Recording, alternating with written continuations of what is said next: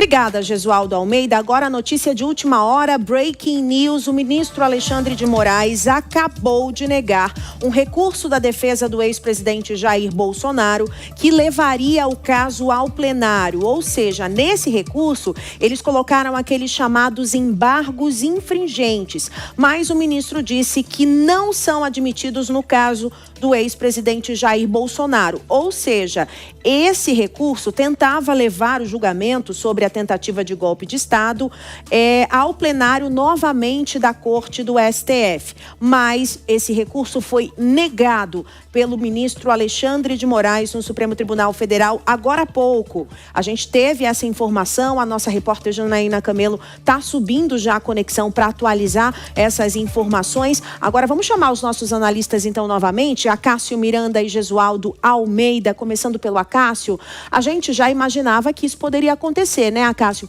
Explica melhor para a nossa audiência o que significam esses embargos infringentes e no que se baseou Alexandre de Moraes para negá-los. Os embargos infringentes acontecem quando há um voto divergente num tribunal plural. O Supremo Tribunal Federal, no caso a primeira turma, é composta por 5 ministros e nós temos o voto divergente que foi amplamente discutido por nós aqui do ministro Luiz Fux. Então, com base nessa divergência, a defesa do ex-presidente Jair Bolsonaro apresenta este recurso. Mas é importante que se frise. Os embargos infringentes e os embargos de divergência, eles levam em consideração também uma jurisprudência consolidada ou não daquele tribunal.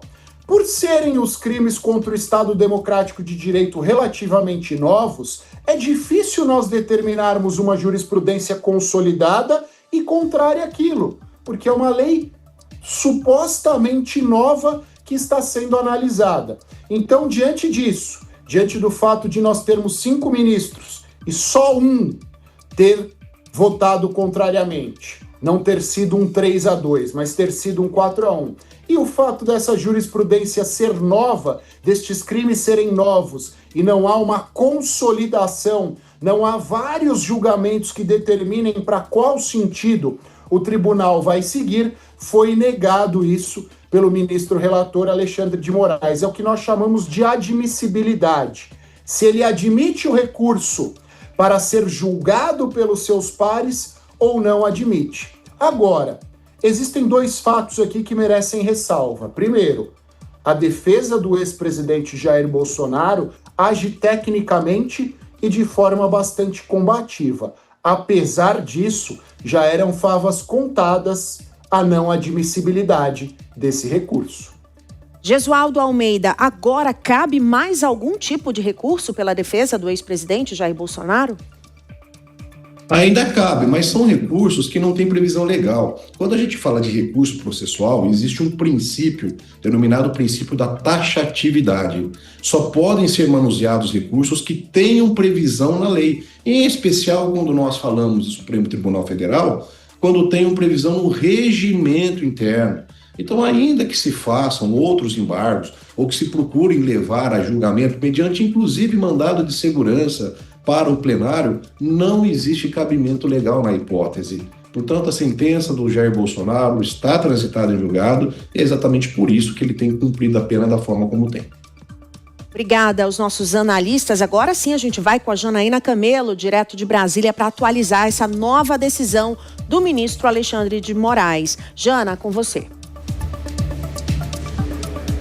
Pois é, Márcio, na justificativa do ministro Alexandre de Moraes, ele diz o seguinte sobre os embargos infringentes. Por que Jair Bolsonaro não tem direito a esse tipo de recurso? Que é um tipo de recurso que tem o poder, sim, de mudar uma decisão ali, mas depende de algumas regras, né? No caso das turmas, no caso do plenário, de ter um número suficiente ali de votos divergentes. Mas a defesa de Jair Bolsonaro tentava ali esse tipo de recurso. Por quê? Porque o regimento interno do STF não diz numericamente, no caso das turmas, quantos votos divergentes seriam necessários. Não diz 2 ou 1, só diz se houver divergência. Então foi por isso que foi apresentado também esse recurso de infringentes, de embargos infringentes. Não só por isso também, citou, por exemplo, a defesa de Bolsonaro na ocasião quando apresentou o caso do próprio ex-presidente Fernando Collor, que a condenação dele só foi ali realmente colocada, a execução penal, né, só foi deferida ali depois que o embargo infringentes foi analisado e rejeitado.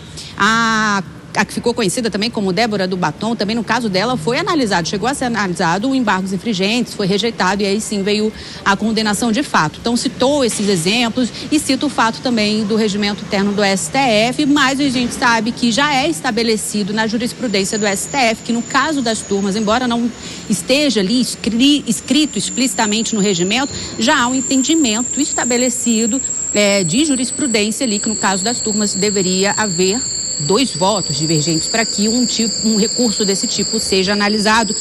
Na decisão, o ministro Alexandre de Moraes, Márcia, escreve exatamente assim, abre aspas, desde a definição pelo plenário do STF, esse entendimento, que é a exigência de 2 votos absolutórios próprios para o cabimento dos embargos infringentes das decisões das turmas, vem sendo aplicado em todas as ações penais, inclusive nas relacionadas aos crimes de atentado às instituições democráticas e a tentativa de golpe de Estado que culminaram nos atos golpistas do dia 8 de janeiro de 2023, fecha aspas, foi o que alegou o ministro Alexandre de Moraes, razão que ele já tinha colocado ao rejeitar o primeiro recurso da defesa de Jair Bolsonaro, que foi o embargo de declaração. Ao rejeitar aquele recurso, o ministro também já tinha antecipado, dizendo que o infringente também não seria cabível nesse caso.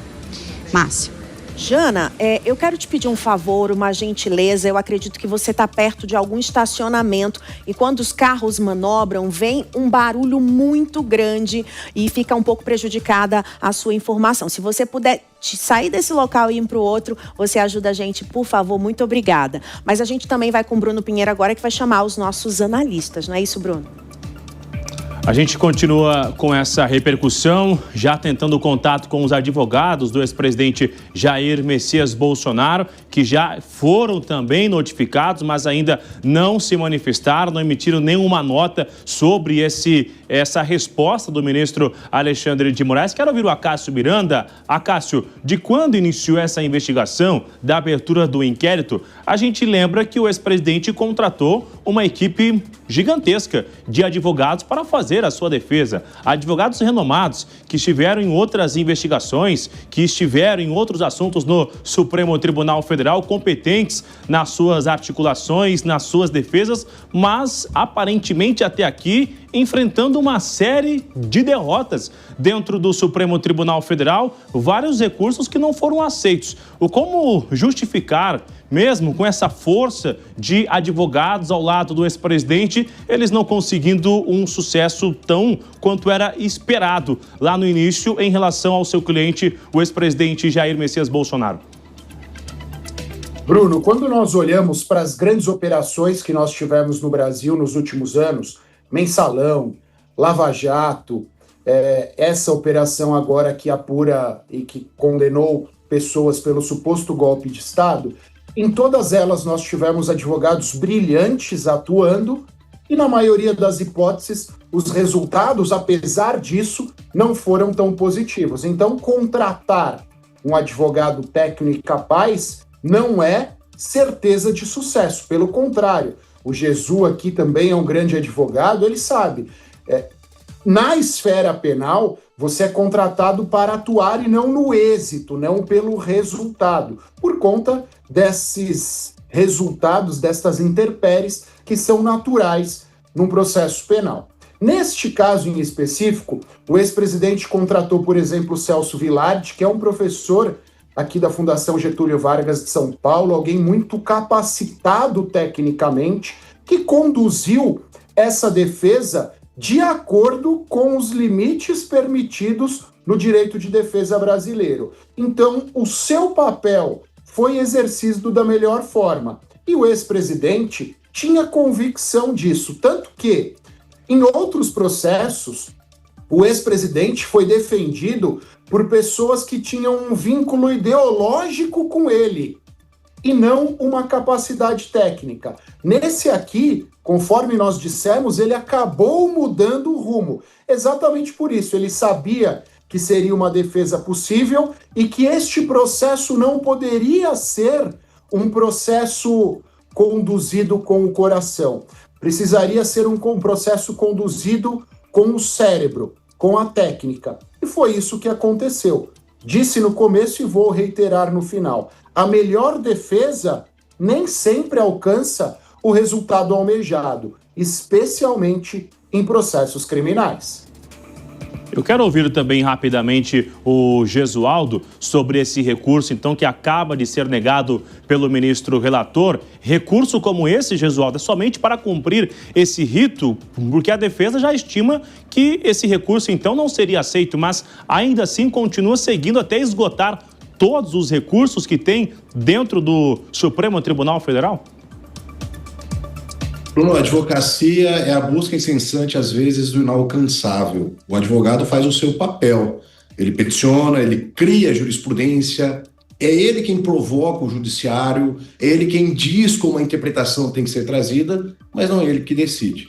E essa investigação, sim, permitiu uma série de argumentações sobre o juízo natural, se seria no Supremo Tribunal Federal ou não, sobre ser imparcialmente suficiente o Alexandre de Moraes, e tudo isso foi muito bem explorado pelos advogados e digamos, cada um dos réus tinha advogados diferentes, todos eles muito bem qualificados, com pontos de vista diferentes, com fundamentações diferentes, com argumentações sólidas, mas a decisão é do Supremo Tribunal Federal, e ali já parecia que a convicção estava formada há muito tempo. E Moraes falou que esse pedido tem caráter protelatório, ou seja, segundo o ministro, esse pedido da defesa do ex-presidente Jair Bolsonaro só tinha o objetivo de atrasar o andamento do processo contra o ex-presidente. Ele diz, abre aspas, diante do exposto nos termos 21 do Regimento Interno deste Supremo Tribunal Federal, reconheço o caráter protelatório dos recursos e não reconheço os embargos infringentes opostos ao Jair Messias Bolsonaro, declarou Alexandre de Moraes. Esse recurso foi colocado no dia 28 de novembro, mas agora segue esse trâmite e Bolsonaro continua, então, cumprindo ali a pena de 27 anos e 3 meses de prisão.